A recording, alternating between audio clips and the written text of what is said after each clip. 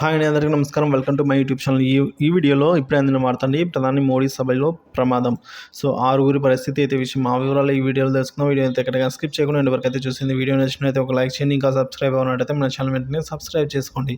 ఇక వివరాలు చూసుకున్నట్లయితే మధ్యప్రదేశ్లోని జబల్పూర్లో ప్రధాని మోడీ రోడ్ షో అయితే జరిగింది. ప్రధాని మోడీ రోడ్ షోలో ఒక అపశృతి కూడా జరిగింది. ఈ స్టేజ్ అనేది కూలిపోవడంతో 7 మందికి గాయాలయ్యాయని అయితే చెప్తున్నారు. వివరాల్లోకి వెళ్తే జబల్పూర్లో బీజేపీ అభ్యర్థి ఆశీష్ దుబే తరపున మోడీ ప్రచారం చేపట్టారు. సో రోడ్ షో సందర్భంగా రాంపూర్ గోరఖ్పూర్ రహదారుల పక్కన అయితే స్వాగతం వేదిక నిర్వహించారు. మోడీ కాన్వాయ్ వేదిక ముందు నుంచి వెళ్ళగా ప్రజలందరూ ఆయన్ని చూసేందుకు స్టేజ్ పైకి ఎక్కారండి. సో దీంతో స్టేజ్ అయితే ఒకసారిగా కుప్పకూలిపోయింది.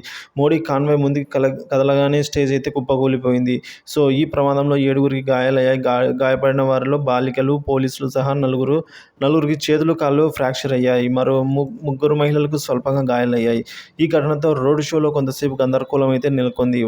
భద్రతా సిబ్బంది వెంటనే పరిస్థితిని అదుపులోకి తీసుకొని వచ్చారని అధికారులు తెలిపారు. సాయంత్రం 6:40 భగత్ సింగ్ స్క్వేర్ వద్దకు వచ్చిన తర్వాత మోడీ రోడ్ షో అయితే ప్రారంభమైంది. మధ్యప్రదేశ్ ముఖ్యమంత్రి మోహన్ యాదవ్, స్థానిక ఎమ్మెల్యే రాకేష్ సింగ్, అలాగే లోక్సభ అభ్యర్థి ఆశీష్ దుబే కలిసి మోడీ ప్రచారం నిర్వహించారు. ప్రధాని మోడీ రోడ్ షోకు కట్టుదిట్టమైన భద్రతను ఏర్పాటు చేశారు. 40 మంది ఎస్పీజీ కమాండోలు, 20 మంది ఐపీఎస్ అధికారులు, 3,000 మంది జవాన్లతో భద్రతను అయితే నిర్వహించారు.